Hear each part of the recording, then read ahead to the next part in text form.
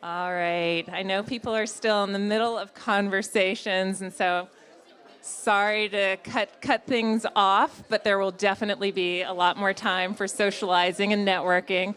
So we still have some open seats out here in the front if some folks want to come get a front row. I cannot talk anymore, but I will figure it out. But yeah, come on over, sit down, take your drink. Cool. All right. Let's get started with the main presentation.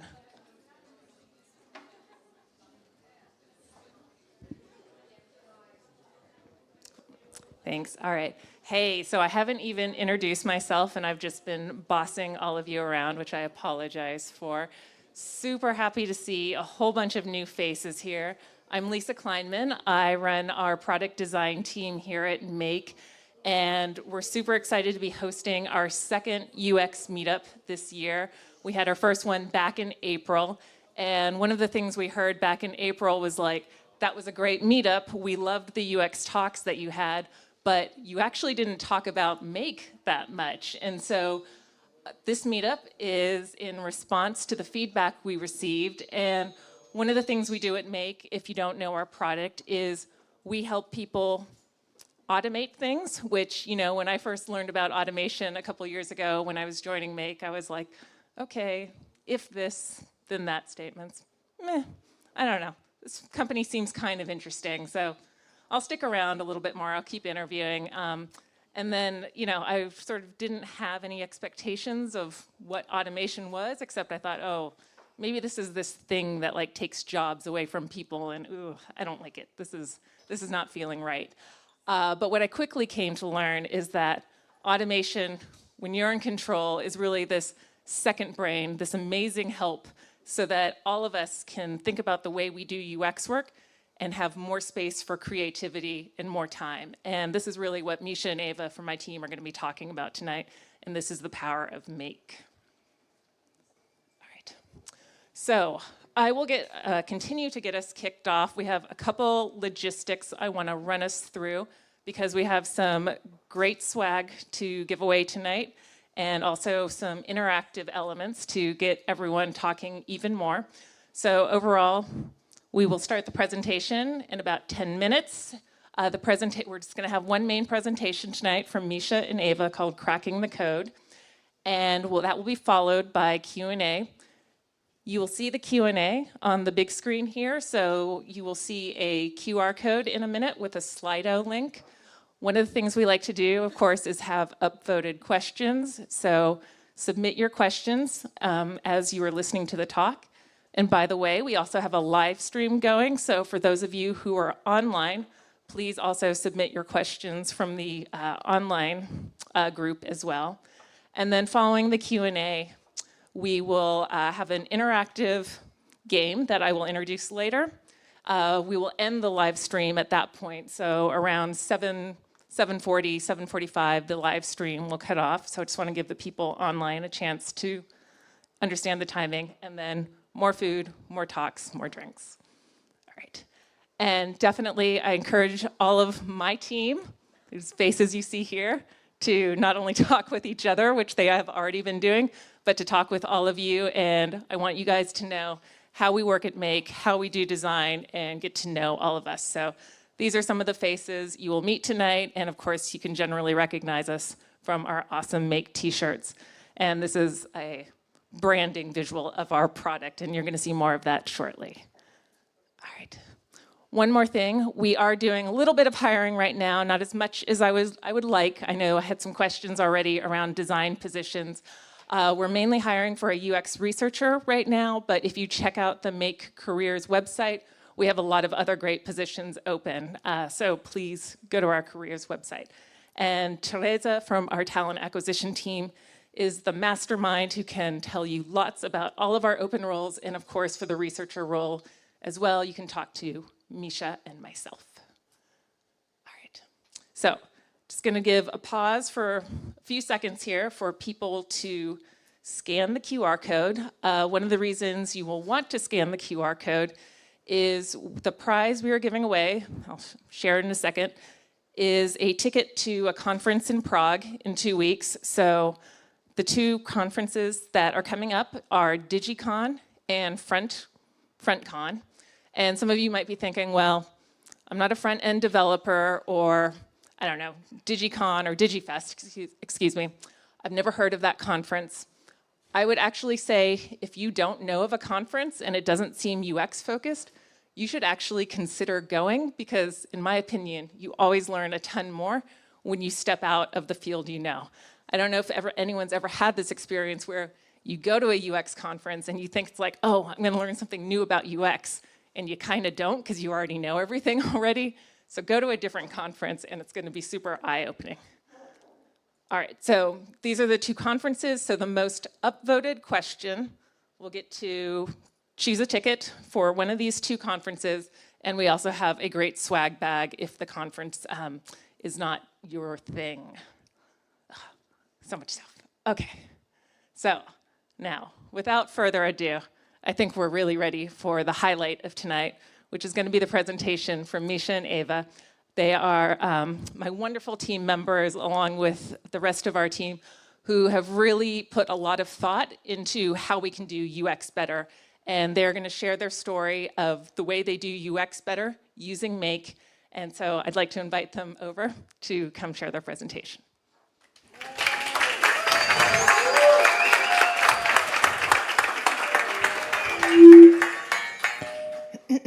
Okay. Hi, everyone. My name is Míša. My name is Eva. We are from the UX team, and today we will be talking about how we use AI and make automations for our UX, specifically research processes. I actually presented some of these automation at a meetup in January, but we will also show something new for you. So, can you please change the slides? Because it's not our presentation. Okay. Thank you. So before we share our story with you, I would like to ask you how many of you talk to the users to get their feedback. Can you please raise your hand? How many of you are researchers, designers? This is, wow, almost most of the people. That's great. So I would like to, let's share with each other what is the most frustrating part for of your research process. Can you please scan the QR code or join us at Menti? Let's share with each other, because I bet talking to users is really exciting, but the whole process can be often overwhelming and frustrating. So I will just pause here for a moment so people can answer. And you can change it to the Menti. Awesome.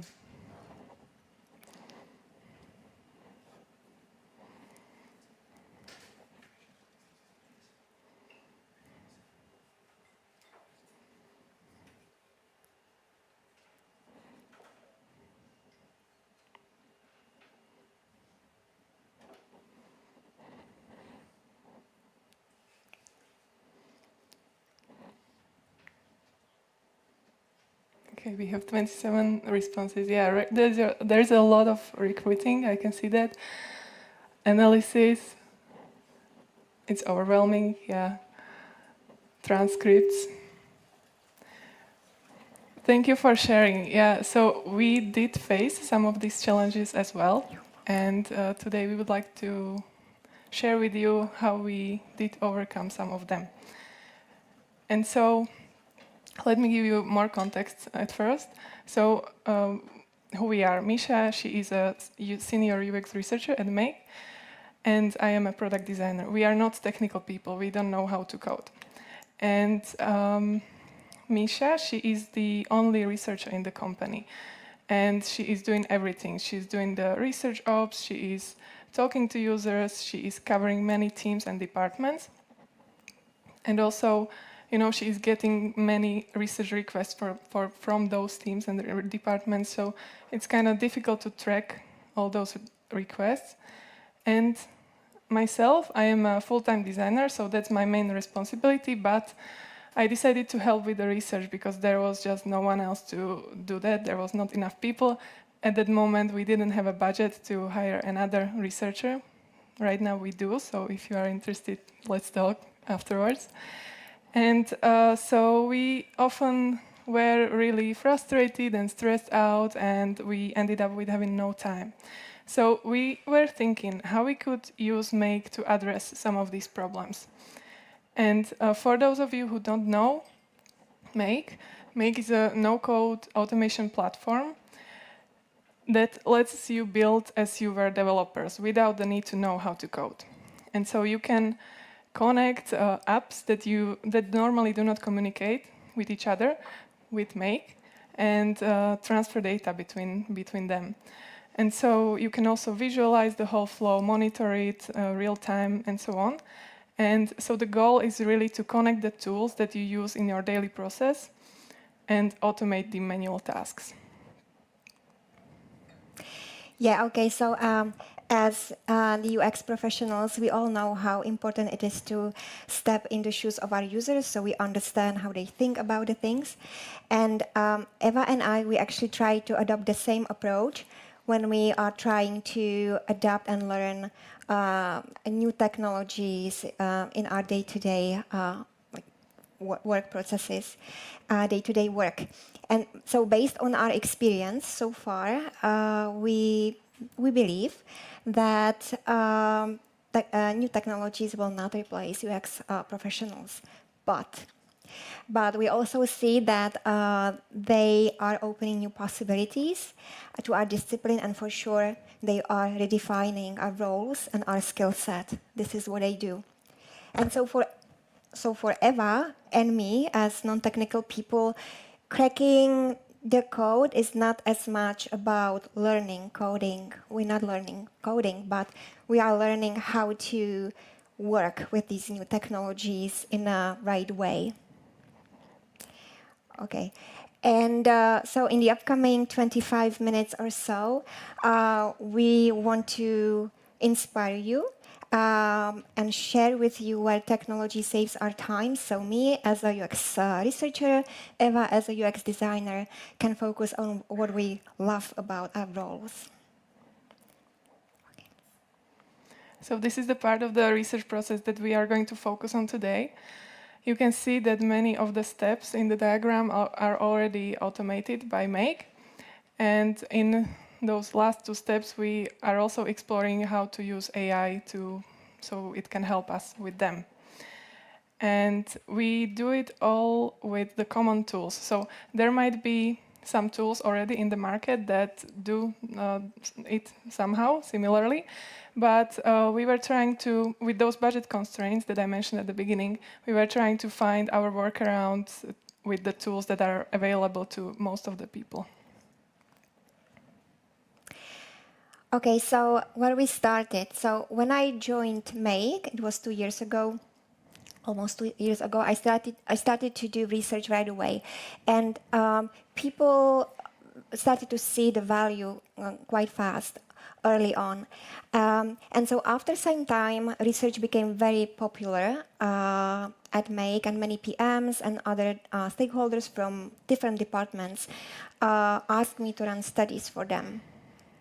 And that was awesome, but it also created a lot of problems for me because I was the only UX researcher and I only had that amount of time. So what was happening? People were talking to me in the kitchen, in the hall, saying, hey, can you test this? Can you just find out about this? I have this great idea. Can you find out about this kind of stuff? And I was like, yes, yeah, why? This is wonderful. But it started to be difficult to track these requests, and studies started to overlap each other. It was difficult for me to plan. It was difficult to prioritize because there were many studies that actually were priorities, and I was totally stressed out. And so that was a problem, but I was thinking maybe it's not a problem. Maybe what I can do about this is I can look at it as a use case that I can automate. And so this is what I and Tomáš, who sits over there, we actually created this scenario together. What I wanted to do was that I wanted to start tracking research requests from different departments. I wanted to prioritize them and start a kickoff meeting with a ready-to-go research plan. And this use case is actually good for anyone who needs to track requests, see how many requests come in, prioritize and start the projects with a ready-to-go documentation. Okay, and so what I did, or what Tomáš and I did, what we did together, we broke this use case into baby steps. And we created 2 separate automations to gain more control over the request. This is what I needed. I needed to control the requests. And so this first automation collects research requests with a lot of information from the stakeholder, which I can actually read and understand. And it really helps me to decide which request will be approved based on our prioritization and OKRs and so on. And this is the second scenario, which helps to inform all stakeholders that are involved in that research project that the request has been approved and we are ready to kick off the study, and they will receive all the documents that they need at that point of time. I'll show you how it looks in action. So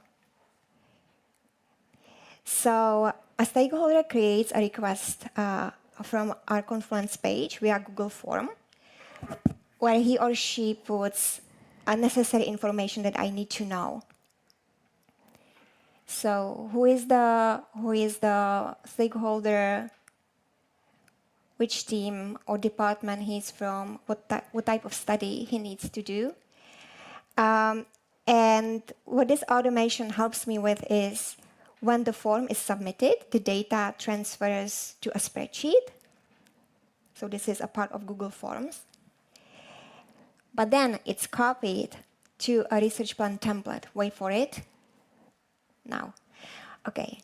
So the research plan is ready with the information that I received from the stakeholder, and then I get this announcement in the Slack that it's ready and I can check it. So I open up the link from the Slack. I'll go through all the details. And if the request is feasible, I approve it. And once I approve it, it triggers the second scenario, and it sends a Slack message to the stakeholder with a link to a study folder that contains the research plan. And so this is how it looks like on the stakeholder's end. It saves time, but also it helps me to track all the requests. It really helps me to see how much research is needed, what type of research is needed. It's really good for me as the only one researcher here. So I'm on top of the things. Okay, so what was next? So with an increasing demand for research, we also had to find users who fit the study requests. And recruiting is a problem. I saw it when we did the Menti exercise. And you know how many people you have to actually ask or send emails to get 5 or 10 people into your study. It's a lot. And so, right, it created, it was awesome. People wanted to get studies. We needed to find people and other problems. So we don't have a dedicated research ops team.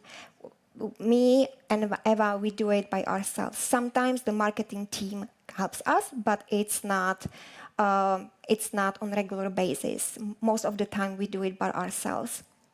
And so we handle everything, recruiting, incentives, and it's really, really time consuming. So we had this problem, and I turned it into a use case that we could automate.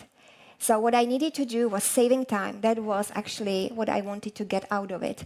I wanted to save time when I was sending emails to hundreds of people. And I also wanted to track who has received the email and who has received the incentive, so I don't bombard them with annoying emails all over again.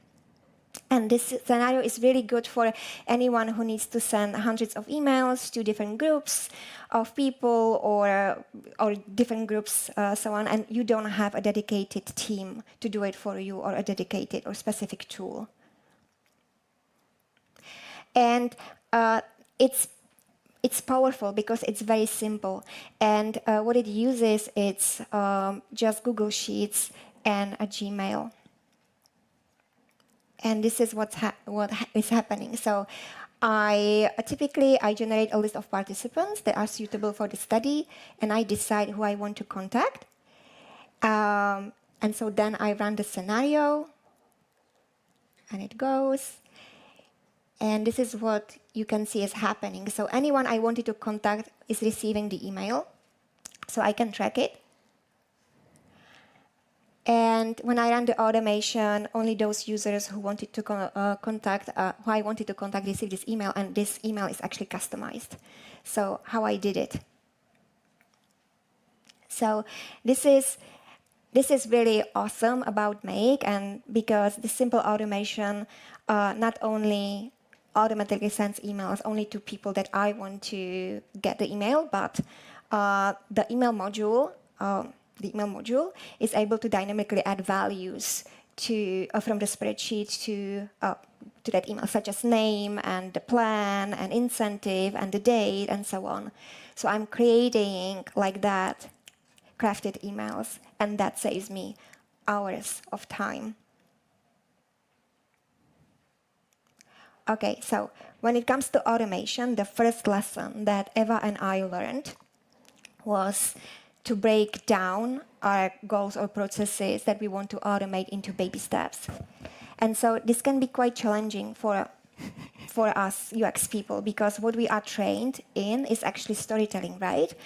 We're trained in skills like you see a lot of data, but you actually create an easy to understand story out of it that it's easy to share, so it's high level. With Make is the opposite. We can experiment with our automations, but often the building process involves, it's really about very detailed instructions of what to do and what is the next step, baby steps. You have to break it down into detail. And so this step-by-step thinking was a bridge for us to more complex use cases and workflows. Make, as any other, or as many other tech companies nowadays, is exploring how to use AI internally.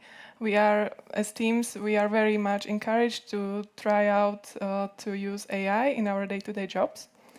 And so Míša and I started to explore how we could use AI in the research process, and specifically that part in data analysis and synthesis, and also storytelling and having more impact across the company. So I thought about this use case, and let me give you more context. So originally, what we used to do is we used to share the research outcomes after the study is finished. But the study can last 2 to 3 months, which is kind of rare. And so I was thinking how we could share the outcomes more often. And because meanwhile, the rest of the company doesn't know what we are working on. And so I thought that we could maybe share a summary of a user interview after the interview is finished as a separate story. And this would increase the cross-team collaborations, because the stakeholders would know real time on about what we are working on. And if they are working on something similar, they can reach out to us and we can collaborate together. And that would also increase the customer centricity and also the visibility of our team. But the thing is that I don't like writing summary, and usually there is no time for it, or it's really hard to prioritize. So I thought how I can make this process more effective. So I was thinking to use AI and integrate it to Make, so the whole process is much more smooth. And so at first I created this automation. It was very simple at first. It just takes the notes from the interview, which I had at spreadsheet at that point, and it writes me a summary thanks to AI, and send it to myself on Slack. But the thing about the notes is that at this point I had to actually manually take them down. And if you ever run a customer interview, you can imagine that taking notes and moderating the session is kind of challenging. And so I often ended up asking other colleagues to help me, or I had to rewatch the recording, which is really time consuming and takes a lot of energy and time. So I tried to replace the spreadsheet with a transcript from Zoom. At that point, I had the transcript just copied to the Google document because I wanted to test it out. And when I compared the result, it was really similar, and the result was pretty good. I just had to correct a couple of minor things like the names, or very minor things. But at this point, I still had to do this manual step. I still had to download the transcript from Zoom, copy it to Google document, and I wanted to get rid of this manual step. So I iterated on it, and at the end, I ended up with this automation, which can load the notes automatically after the meeting is finished, process it with AI, and send me a summary on Slack. And so if I shown you this scenario at first, it looks kind of complex, but remember how I got there. It was the baby steps. When I started to work on that first scenario, I started to get new ideas on how it could be improved. And so I believe it's just about trying out new stuff and not being afraid, being curious about these new tools, and just test it. So now, after each customer interview, I receive the summary in Slack immediately after the meeting, and it all happens in the background. And this is how the result looks like. It's formatted in a certain way. It includes specific information that I wanted to share. And at this point, I can just copy it and correct a few things and send it to the public Slack channel. And this automation, it could be used for any meeting that you need notes from. And you can specify any format of the notes you need in the prompt. And the quality of the result depends on the quality of your prompt. So you probably heard this many times already. It's nothing new. I just want to share a couple of things that helped me to iterate on the prompt and get the result better. This was my prompt, and so a couple of rules that I followed. I provided it a really detailed context. I said that Make is a no-code platform, that the interview is about dashboard and operation usage, and that the notes are in the format of the Zoom transcript. Then I gave it really specific instructions about the output that I want. So I said that I want to have a first name of a customer and the subscription plan they are on, that I want to have these 4 specific topics with a couple of bullet points, and also that I want to mark each topic as a numbered point, and I want to highlight it. And it's also good to provide examples. So I wanted to have this specific sentence in each message, so I just provided it as an example. Okay, so another use case that we are currently experimenting with AI is analyzing qualitative data from surveys. And so this is useful for anyone who needs to analyze a large amount of structured qualitative data. And in this use case, I wanted to go through the responses structured in a column, and I wanted to create automatically categories that I could label these original responses, but also I wanted to automatically assign them to original responses if it made sense. And so this is how qualitative feedback looks like in surveys. Typically, it's a column. Each cell is a response from a unique respondent. It's a lot of text. And getting qualitative feedback from surveys is awesome for us researchers because, I mean, not for researchers, but for the company, because you receive responses directly from users in their own words, but you can scale it up. you can measure how many users feel that way, right? Because you have a large sample.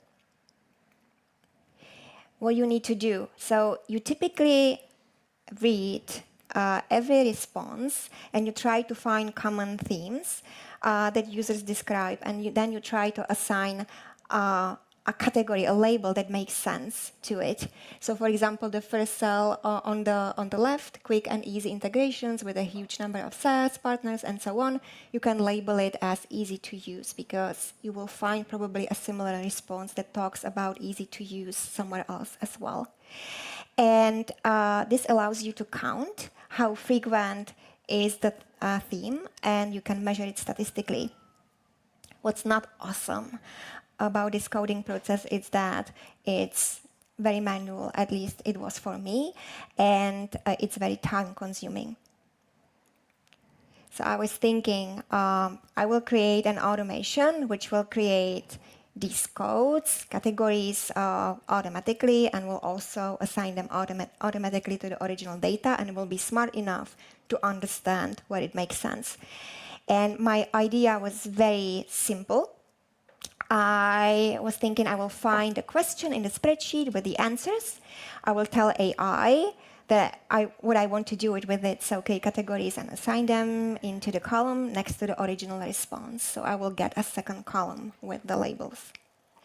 This is what I got. So the scenario was functioning. It ran through, but it didn't give me reliable results as I expected. So what was happening? So first, I got an analysis that wasn't correct. So AI was literally making up stuff. So for example, I asked the AI to write 3 examples from the original responses, and the responses were not in the original text. The second problem with that simple scenario was that I actually had some suggestions and explanations to it, but the next step, assigning the codes to the original data, it was really manual. I had to copy and paste it manually. So I needed to do something about it. So what did I do? Rule number 1, the first lesson. Yes, baby steps. Yes, baby steps. So first, I broke the automation into 2 separate scenarios. So this one covers only the first part, creating the categories. And what's happening here is that I instead of 1 prompt, I have 2 prompts. I'm using 2 AI modules that run at the same time. So the first one, and the prompt is quite simple. So the first prompt gives me, reads the column with the responses, and it gives me, because I tell it, it gives me 15 categories that represent the most frequent responses, and also the description for each category with 3 examples from the original data. And this is enough for me to understand if that category makes sense. But look at the structure. It's just one huge cell. So what's happening at the same time is that I'm using a second prompt that actually structures this one cell, this like text, into a nice formatted table.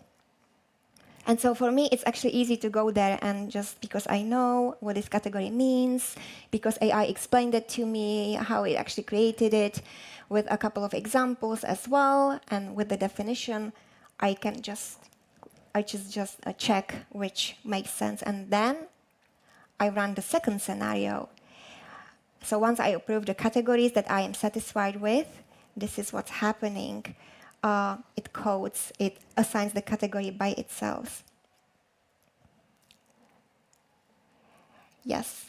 And so what I'm getting, it's actually more reliable results because I have more power to check the results in between these steps.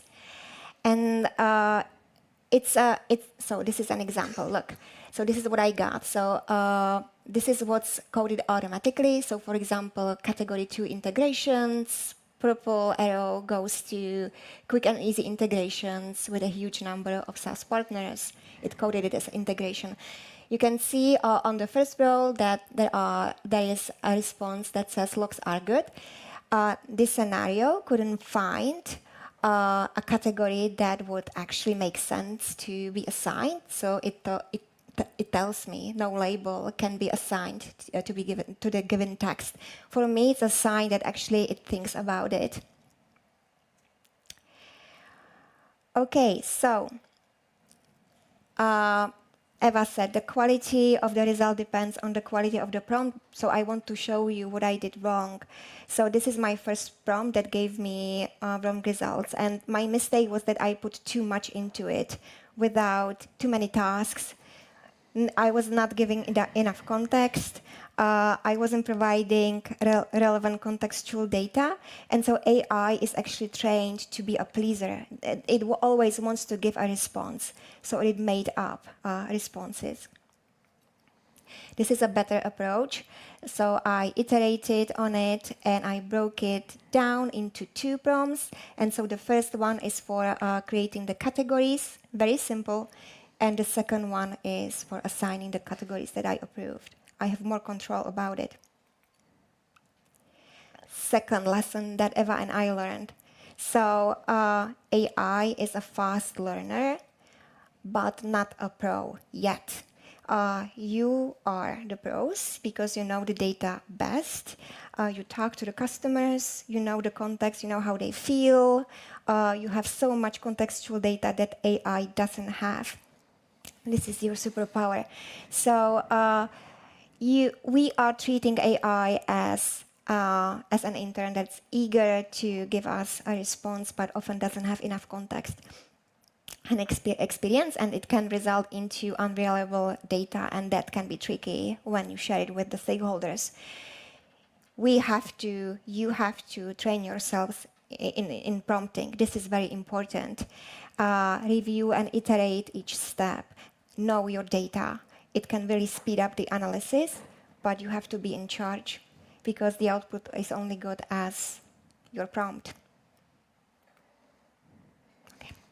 Okay, and I will share one last use case with you.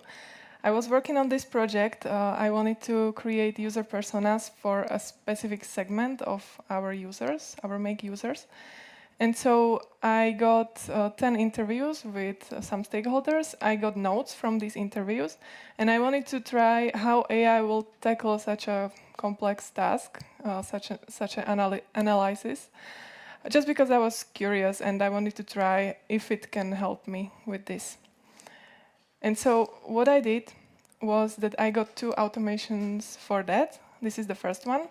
So this one is creating a summary from the Zoom transcript. It's very similar to the one that I shared with you before. I had the transcript in the Google document, and it was adding a summarized transcript in another Google document.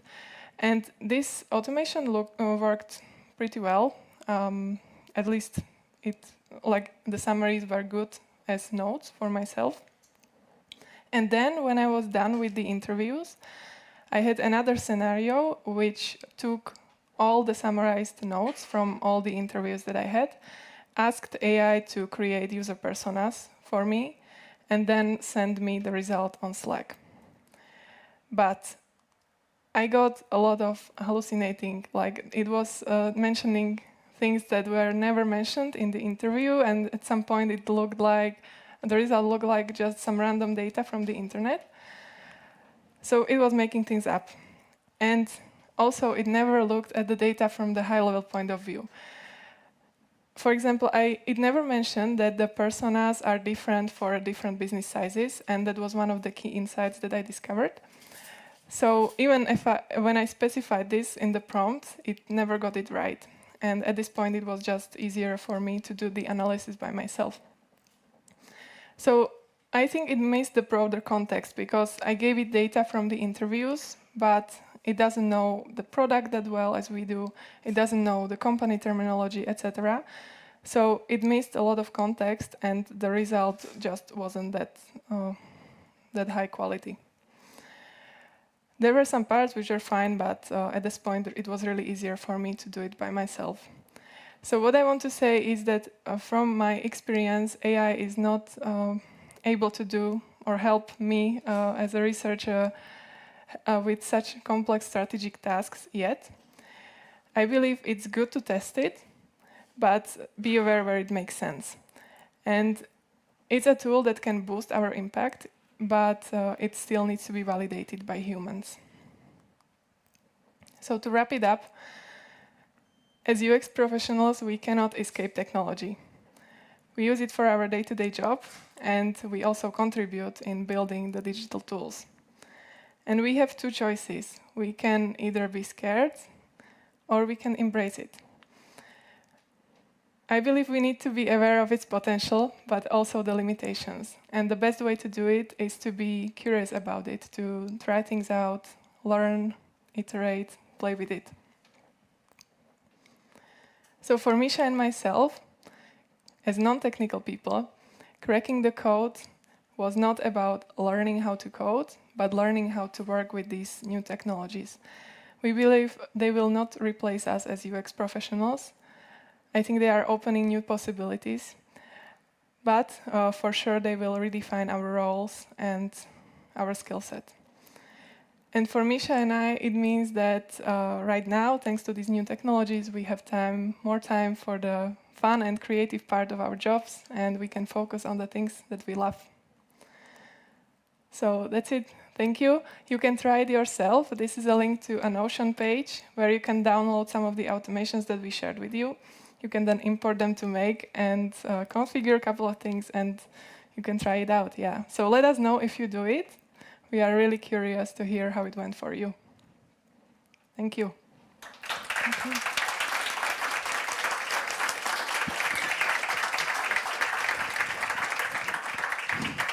Wonderful. Thank you both. All right. And we got some really interesting questions that came through on the Slido. I was paying attention while they were talking. We'll just keep the QR code up here for another 30 seconds or so. Oh, sorry. We'll make the QR code available afterwards. Don't worry. You'll definitely have a link to everything. All right. So hold on. Let me get into position here so I can see everything. And let's have a nice discussion. We'll, of course, also take questions in the room. So if you do have a question in the room, raise your hand, and I'll probably be doing kind of a go-between so that I can give people the mic as you have questions. Cool. So I'm sorry, but is someone controlling the Slido, and will you remove questions as I do them? I'm assuming that's happening in the back. Yeah, thank you, Julie. Okay. So yeah, we can definitely share the presentation at the end. So very excited about the interest that you all had. And for the hiring questions, looking for juniors, are we hiring?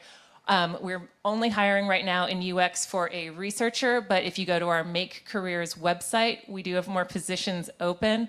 And of course, things change over time. So we really want you to connect with us on LinkedIn, get to know our product, get to know us, because of course we will be hiring in the future again.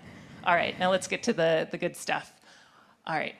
I like this one from Damjan.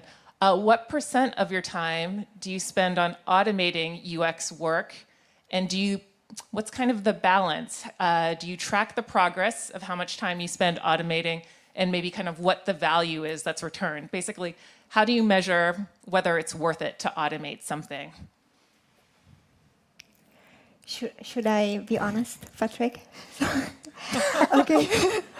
So actually, when the start wasn't easy because I was thinking about my goal, not about breaking my goal into baby steps. So I got stuck a lot of time, and I didn't have patience to go into documentation.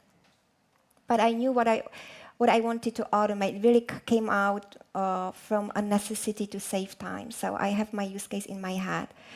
The first automation that we actually created, or I created, was actually the recruiting one, because it was the most time-consuming part of the research process, and it was an easy automation. Not for me when I started with that, just selecting the module. I was like really thinking which one is it, but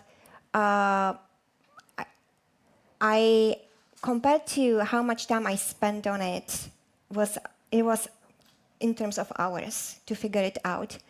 And how much time it saves me now, it's definitely worth it. And with each use case, it was actually easier because you understand the technology, right? Like you getting into the shoes of the technology, so you know, oh, I need to break it down. And okay, I need to know what I want to send somewhere or what I want to do. So what might be the right approach and module to do it. So like an app to use it. And so it's getting easier and easier. And actually right now when we are experimenting with AI and so on, it's fun. It's actually really fun to think about it. At the beginning, I thought I didn't have that many use cases. There are not so many things that are time-consuming or so complex that I need to automate it, but actually we do in the UX process. So for me, how much time I save, it's much more than how much time I invest into creating these automations. But of course, sometimes I need help because it's always something new. It's like level up, you know, from what I learned or tried before. So we're lucky that we are working at Make, and there is always someone super smart, any engineer or someone else just comes and discusses it with me and helps. But it's worth trying.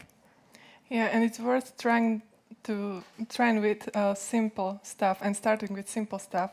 So our automations didn't look like that. As I shared the story with you, it was very simple at the beginning, but once we started to work with it, to like experiment with Make, we started to get new ideas and iterate on stuff, and then it's hard to measure, but I would say it's a continuous process of improvement. So. Yeah, and I would say, just to add a reflection onto what both of you shared, I think the key point is often that, yes, automations can save you time for a specific repetitive task like having to email people, but what I've learned from being at Make is it allows you to do new things that you probably wouldn't have done. I remember one of the questions that I don't think is showing right now said, like, hey, like, how many reminder emails do you send when you're recruiting people? Well, you can decide that pretty easily with the automation and change that. So maybe for a certain study, you want to send a lot of follow-ups, and maybe others you don't, right? And so it's allowing you to do new work or do your work in different ways that you wouldn't have previously. So I think when you think about, like, what does automation do for you? Yes, it's about time saved, but it's also about new things you can do because you don't have to remember to do it, and you can easily change your process. Great question. All right. I really like the second question. I'm going to read it out loud, but I'm also going to reframe it a little bit, which is, so the question is, can you walk us through a recent project where user feedback drastically changed the course of the design? I really like this question, but I was thinking about it, and I wonder if there's a kind of a subtlety or an underlying nuance there around how do you know the research work you do is going to have impact, right? So we know user feedback can improve a design, but how do you know that a research project is going to be successful? What's the value, or how do you ensure that research is useful to stakeholders? So it starts from the beginning. So what we actually will be focusing on. If there is a lot of discussion, a lot of unknown about specific stuff, and it really, really is needed to shape the product or the course or even the strategy, then this is a good project to focus on. But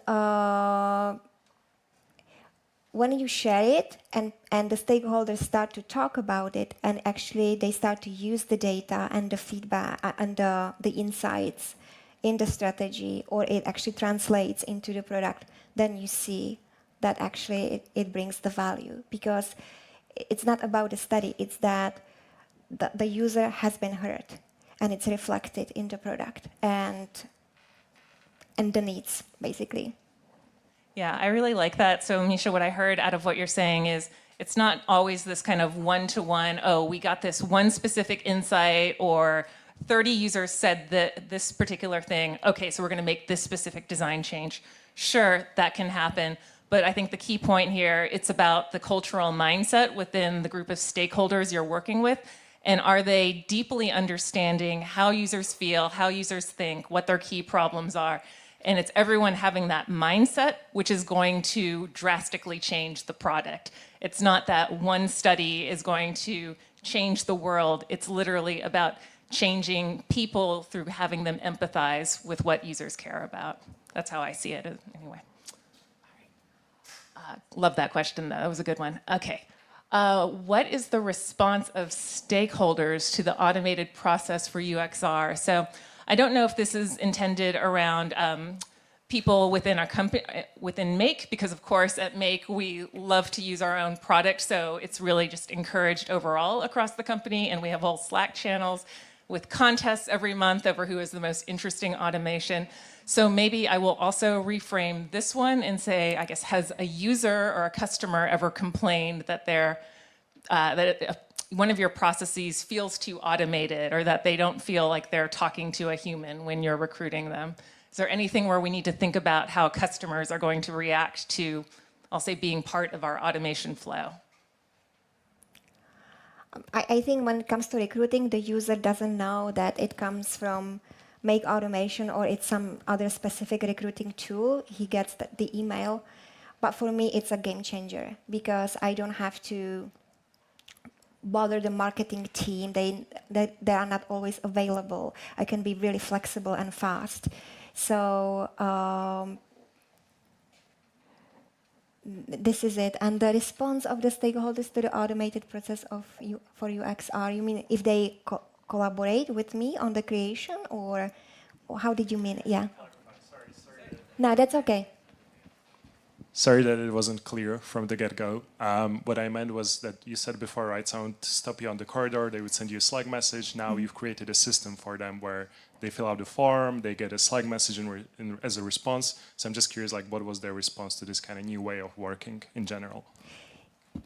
Yeah, positive. It's easy for them. It's not that I'm not talking to the stakeholders anymore. I'm like, hey, just send me a request. I'm still talking to them. I still discuss the ideas about the research or potential research projects in the kitchen, but I'm tracking that. This is important for me. So I see what's needed, what's the demand, where it is, what I need to focus on. And for me, it's really, I can actually put different requests together and create one larger study that actually covers multiple research requests, and it's cross-functional. This is the best, really. Really, like, it also makes it easy for them, so there is no pushback. I'm not filling in the survey. It's good for them at this early stage to actually think about it a little bit deeper. Is it about the strategy? Is it about the target audience? Or is it about the feature, for example? So it's good to train stakeholders about thinking about the study and what they need to explore a little bit deeper. Thank you. All right. Yes, question from the audience. Thank you. I saw that you used several times in the scenarios something called Make GPT, and you said you're not technical, but maybe you can still tell me what is Make GPT, if it's just a model to save money from not paying OpenAI, or if it's something trained specifically for Make Automation. Is it an agent, or what is behind the scenes in Make GPT? I would say the main reason is the security. So we don't send our internal data to ChatGPT, but it's, I don't know how it technically works, but basically the data stays inside of the company. But the algorithm is similar to ChatGPT. Great, thank you. And okay, speaking of recruiting users, there's a question around, Míša, you showed the nice automation where you had that Excel or Google spreadsheet with all of those customer email addresses. Can you share more about kind of where did this list come from, And maybe, I don't know, are there certain products where this wouldn't work because you can't get a customer list? And then what would you do if you can't get a customer list? So kind of, I'm making this a two-parter. Yeah. Okay, Make is a product that's already on the market. So we have users, right? And we have a lot of users. So we store different informations about them in I think different databases and tools. What I use is a mixed panel because it helps me to just filter what I'm looking for, and I generate that list from that. Before Make, I was actually working at a startup and founded by Ford, and it was a great idea, but I was there before it was launched, so we didn't have any real users. We had only a couple of people. We created a board, and we had these users who were actually co-creating the product with us. So we were using this panel, this panel of our special users for qualitative data, and we were rotating them. So we didn't exhaust. So I was trying not to exhaust these people too much. Sometimes it's good Sometimes it's good to get feedback from non-users, so people who are using product that are your competitors. Doesn't matter that your product has been launched yet, because you can get a really great feedback from them before you launch the product, or maybe some questions are really good to ask people who are not using you, but are using the competitors. And the tool that we are using can be, for example, usertesting.com, because they have a great panel of, a real large panel of users, and you can find them there and screen for them. And then for the enterprise customers, so this is a specific department that really nurtures this database. So these are my go-to people when I need to talk to a stakeholder, when I need to talk to enterprise customers. Great, thank you. All right, let's keep going with some more research questions, but let's move, so on this, when do PMs engage with the flows? I think I like where this question is going, which is around, we have these insights, you've talked to customers, you've done analysis, and Eva, you showed some great examples of using AI to assist with the analysis, but kind of what happens afterwards? So we talked earlier around kind of the cultural change of getting people to understand these insights, to feel what the customers are feeling. Is there anything in your process around kind of, what happens next, and how do we think automation plays into maybe spreading this cultural change or getting people to engage with the insights more? I have an idea if you don't, because I've thrown a lot at you. Does it question means that, okay, I found something and it creates like other requirements, demand for more research? So is it like how insights are actually impacting what's needed next to explore from the... Yes, it does. So it does, but at the same time, there are new stuff that comes up, and they are not influenced by the findings, because we try new things. We try to explore questions that or audiences that we didn't do any research about yet. So these things are happening. Yes, insights are generating and shaping the next steps about the research, where we will focus on, but they also impact the strategy, they impact the product. So let me just, because I think you two have been so in depth in your use cases, what I heard out of your presentation was when you're using Make or any other, or using automations in general, this ability to communicate more quickly across different channels and reach people where they're at, right? So Eva, when you showed that you were slacking yourself, or Míša, you did as well, certain highlights, structured information, right? One of the ways to get insights to different people across the company is to communicate to them where they're at. So instead of a stakeholder having to go out to a separate repository or seek out information through, one of our specialized research tools, they're not going to do that in general, right? Like, people are in their email, they're in their Slack. Automations allow you to reach people and spread that message and spread those insights. So that's what I was thinking about when I saw that question. All right. Do we know our response rate for when we send out recruiting messages? Depends on the target audience, but it's typically 1 to 3%. So I need to send emails to 100 people to get one, typically. So if you need 10, it's 1,000. But if it's an audience which is really, really involved with Make, or they pay a lot, it's typically, I don't need that many. It's easier to recruit them and get into the product because they are more engaged with the product. They want to improve stuff. They want to share their ideas. They want to complain. They want to, really being heard. All right. I love all these questions. They keep coming. I don't know quite what which AI tools do you use. Is the person in the audience, do you want to clarify this one at all? Does anyone else want to share AI tools that they use in their UX work? All right. Sorry, person, but I'm going to pass on this one because it's a little bit too broad. So we'll continue on. Okay. Has your own experience with the Make product influenced any product changes / decisions? Okay. So you all use Make. Is there anything that you've thought about differently since becoming a user of the product, as opposed to just someone who studies the product or just designs for it without actually being the end user? Definitely. Yeah, of course.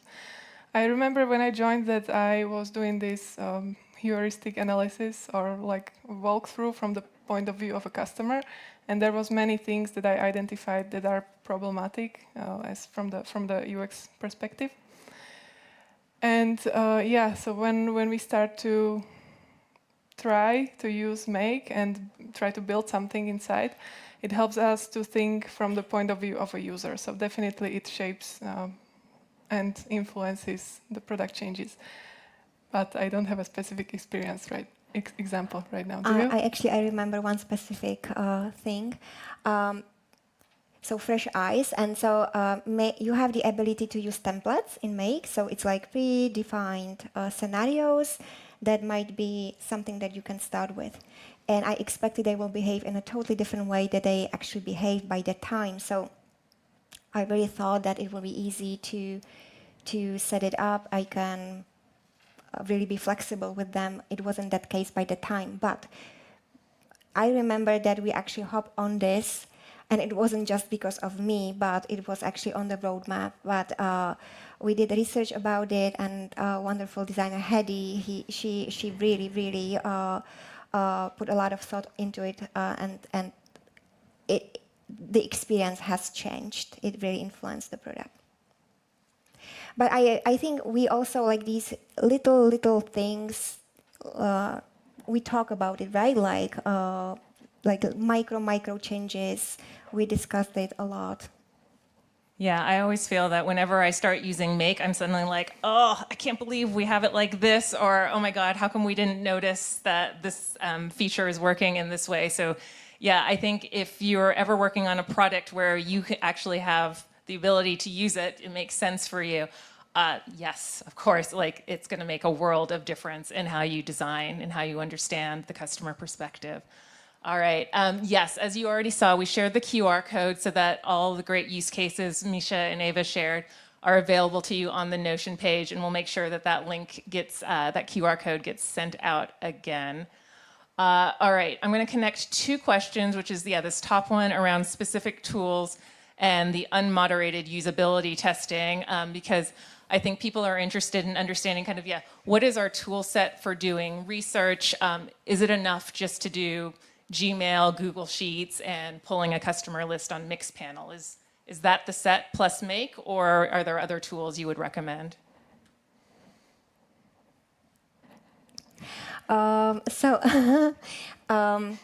You can be flexible with the tools. It really depends what suits you, and I really recommend collaborative tools. You shouldn't do the research alone. Do it with the stakeholders as well. It's important to pull PMs and engineers into the process. And so we use usertesting.com for unmoderated, moderated usability tests. I was trying to use Condense for qualitative data analysis, but I found it too tedious, so I'm not using it anymore. I'm using Miro a lot for the data analysis because the way I'm very structured, so and I push everyone to be a little bit more structured with notes, because then the steps are very easy. So I typically take notes in the spreadsheet where each row is a separate question, each column is a participant. So you have this grid. But then you can copy these cells into a Miro board in the form of stickies, right? And you can just have it there, and you can start moving around and do the affinity exercise. So actually, what are the similarities, differences in responses among the participants? So Miro is great. So this is for the analysis. Slides for presentation. Spreadsheet for taking notes. Yeah, Google Docs for the research plan. I would say it's very basic tools. Basic, really. Except usertesting.com. And Great, thanks for sharing your tool set. And I would encourage all of you, when you're in the networking portion, which we'll get to in about 5-10 minutes, to also kind of, share your reflections. It sounds like there's a lot of interest in understanding research processes here, how to do research sort of more effectively, how to engage with product managers. I love that these questions have really set us up for some good conversations. So let's, we're going to kind of finish up the questions here. We've got a couple on AI, and then I'll end with the one on make automation tools in your personal life. And for the other questions, let's continue the conversation over food. So a couple AI questions here. Did you try anything other than chat/make GPT like Gemini? Did you see if there would be different results if you tried a different AI tool? And Eva, I think that one might be for you. Yeah, but we did not. We are working with ChatGPT or Make GPT most of the time. But it's a process, so maybe in the future we will try and compare the results. Maybe it's going to be better. Perfect. And then I'm going to ask the final question, which is the one at the bottom here. Do we use Make in our personal lives? We've talked a lot about Make in our UX life, but of course we have our own personal lives. I have a story to share from our team of how someone's used it, but curious to give it over to you two first. Do you? No, I don't. I don't. Honesty. We're all about radical transparency at Make. You heard it here first. But we love our product. But let me give you a real life example. Thank you, Daniel Munzer, for this one, wherever you are. I can't see you in the audience right now. Daniel uses Spotify a ton. And he wanted to create a playlist that pulled songs from a specific year, and Spotify didn't have this feature that he wanted. So literally with Make, Daniel was essentially able to redesign and build the feature he wanted in Make to go through all his past Spotify playlists and pull exactly the songs he wanted based on a particular criteria, so he could create the perfect mix that he wanted. So that's a really nice example of a product that many of us use in our daily life, and just giving it a little bit of a twist, making it do something a little bit different to help us all out. So, yeah. If the if my family counts, so I'm not using it in my personal life, but my husband, he is using Make, and he started his own business, and he's using Make to for his invoices, so proceeding the invoices, connecting Factoroid with something else, and he's so happy because he doesn't have to save time on that. It's not fun, and so he can focus on designing games. So. Awesome. So yeah, okay. I love that. And I hope all of you are now all inspired to try Make as well. And if you come up with some personal use cases, we want to hear it. So thank you again, Míša and Eva, for the wonderful presentation. Again, for the questions we didn't get to, come talk to us during the networking. All right. Yeah. Stay seated, stay seated. Yeah, thank you. All right. So we are going to, I have just one more thing to share. Thank you both. Can I have help with switching back to the first slide deck? Sorry.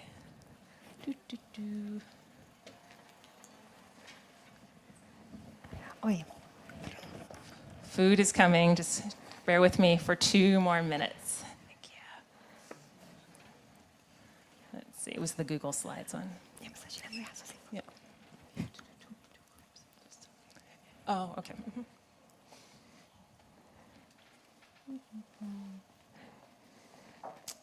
All right. We're getting there. Yes, on slide 9, please. UX bingo. Okay. We're doing an experiment tonight because we're a UX group, and so we are going to be trying something called UX bingo. Yeah, perfect. Thank you for everyone who was joining us on the live stream. Yes, you can drop off if you're on the live stream because we're going to be moving into an in-person section only now. Thank you again. All right, so UX Bingo, what this is.